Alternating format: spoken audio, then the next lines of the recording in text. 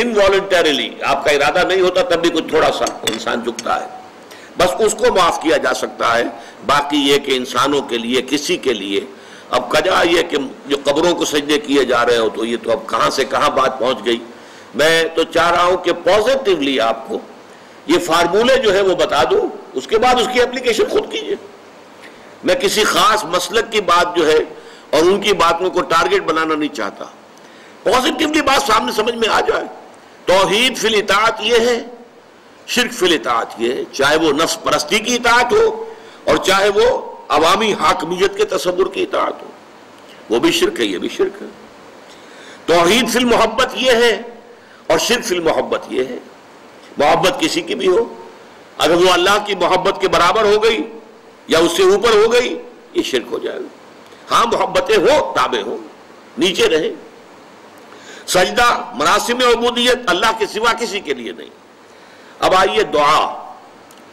الدعاء مخ العبادہ، الدعاء هو العبادہ۔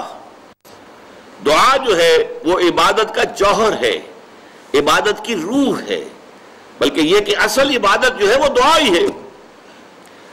لہذا توحید فی الدعا کیا ہے؟ لا تدعو مع اللہ احدا، اللہ کے ساتھ کسی اور کو مت پکارو۔ یہ سورہ جن کی آیت ہے۔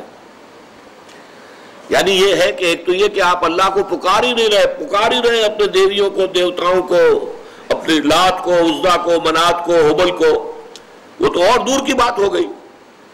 ایک ہے شرک فی الدعا، اللہ کو بھی پکار رہے ہیں اور کسی اور کو بھی پکار رہے ہیں۔ اب وہ کوئی اولیاء اللہ بھی ہو سکتے ہیں، کوئی ملائکہ ہو سکتے ہیں، کوئی انبیاء کی ارواح ہو سکتی ہیں، کسی کو پکارنا کسی کا بھی ہوگا۔ دعا لا تدعو مع اللہ احدا۔ اور یہ در حقیقت ہم جب ہر رکعت جو ہے نماز کی ایاک نعبد و ایاک نستعین، پروردگار ہم صرف تیری ہی بندگی کرتے ہیں اور کرتے رہیں گے، اور صرف تجھ ہی سے مدد مانگتے ہیں اور مانگتے رہیں گے، یہ ہمارا قول و قرار ہے، یہ ہمارا عہد ہے اللہ کے ساتھ۔ اس کے خلاف نہ ہو، کسی کو پکارنے کی اجازت نہیں ہے۔ یہاں ایک باریک نکتہ سمجھ لیجئے۔ ایک ہے کسی کو پکارنا، کسی سے مدد چاہنا، کسی سے کسی کام کے اندر جو ہے کوئی امداد کی خواہش کرنا، جو کہ ہو دنیاوی جو معمولات ہیں، جو عام ہمارے قواعد ہیں، ظاہری مادی اسباب و وسائل کے درجے میں، وہ شرک نہیں ہے۔ میں کسی کہتا ہوں مجھے ذرا پانی پلا دو، یہ بھی ایک دعا ہے، استمداد ہے، مدد آپ نے مانگی ہے، اس سے اپنی ایک ضرورت پوری کرنے کے لیے کہا ہے۔ لیکن کیا ہے یہ کہ گھڑا ہے، وہاں رکھا ہوا ہے، وہاں پانی ہے، اس میں سے پانی لائے گا وہ دے دو۔ جو ظاہری قوانین طبیعہ جو ہیں، ان کے دائرے کے اندر کوئی دعا، کوئی استمداد، کوئی استعانت، کوئی استغاثہ، اس میں کوئی حرج نہیں۔ غیبی اعتبار سے کسی کے ساتھ بھی کوئی دعا کی جائے گی اللہ کے سوا، وہ شرک ہے۔ وہ استدعا ہو، استغاثہ ہو، استعانت ہو، استمداد ہو، استنصار ہو، کچھ بھی ہو، غیبی طور پر دنیا کے معروف طریقوں میں اور جو ہمارے طبعی قوانین ہیں ان کے دائروں کے اندر مدد مانگنا، اس میں قطعاً کوئی شرک نہیں، یہ توحید ہے۔ البتہ اس میں بھی ایک باریک نکتہ ہے۔ ایک بزرگ تھے جو فوت ہو گئے، انہوں نے یہ بات مجھے جس طرح سمجھائی تھی، وہ آج بھی میں ان کا مشکور ہوں، کہ دنیا میں عام قاعدے قانون کے تحت بھی کسی سے کچھ کہنا کہ بھائی میرا یہ کام آپ کر دیجئے، آپ کر سکتے ہیں، ایک دفعہ کہنا جائز ہے، دوسری مرتبہ یاد دلا دینا کہ شاید بھول گئے، وہ بھی جائز ہے، تیسری مرتبہ کہنا شرک ہو جائے گا۔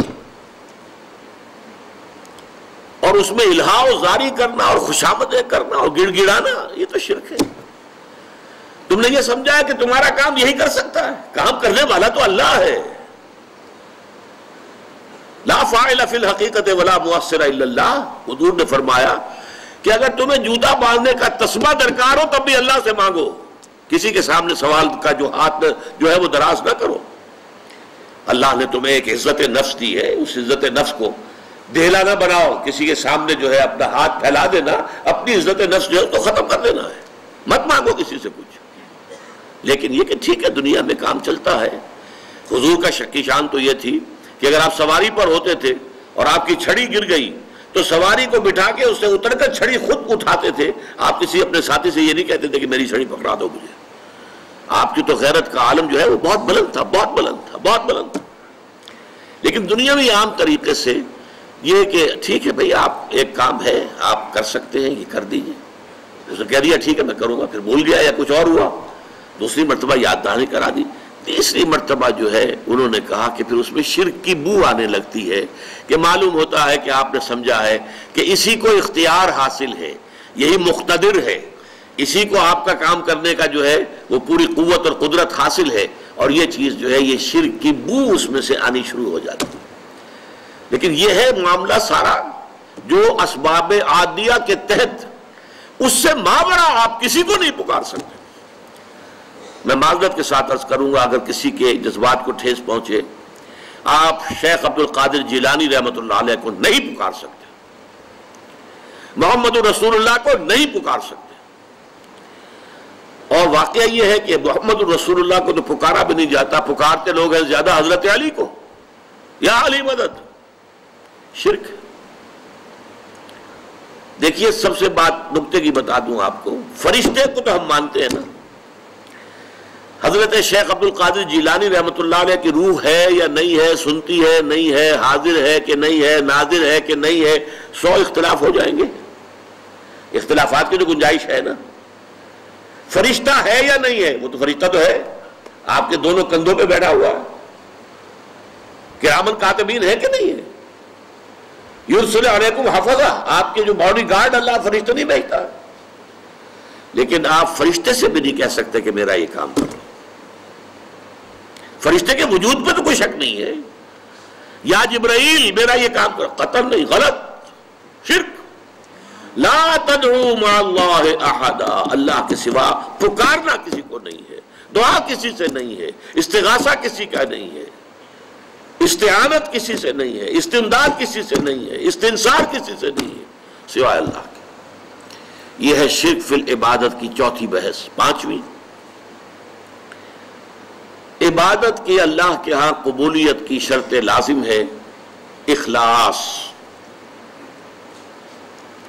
اخلاص نہیں ہے تو عبادت قبول نہیں.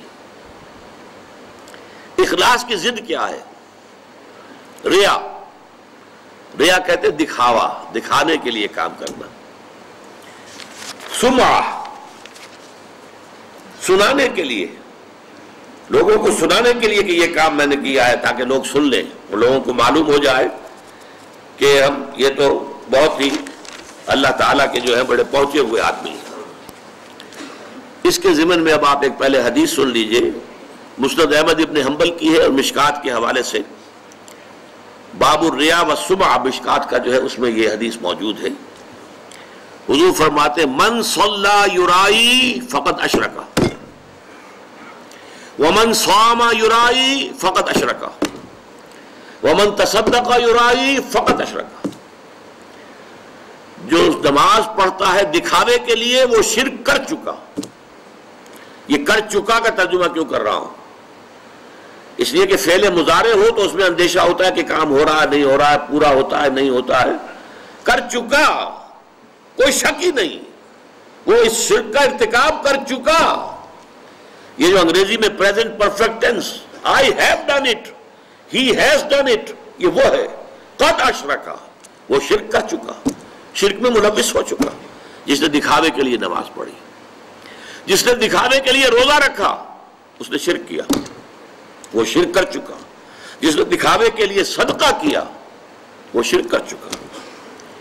یہ ہے، نوٹ کیجئے، یہ جب تک کہ یہ اخلاص فی العبادت نہیں ہے، صرف اللہ کے لیے، کسی کو دکھانا نہ ہو. میں نے بالکل شروع میں آپ کو ایک حدیث سنائی تھی کہ حضور نے فرمایا اگر تم نماز پڑھ رہے ہو اور جب تم یہ محسوس کرو کہ کوئی تمہیں دیکھ رہا ہے تو سجدہ طویل کر دو، تو یہ شرک خفی ہے. آپ نماز پڑھ رہے تھے اپنے مگر فرض کیجئے آپ کا سجدہ جو ہے 10 سیکنڈ کا تھا، لیکن آپ کو محسوس ہوا کوئی آپ کو دیکھ رہا ہے، someone is watching you. اب آپ نے جو ہے وہ سجدہ 15 سیکنڈ کا کر دیا. اس ایک سجدے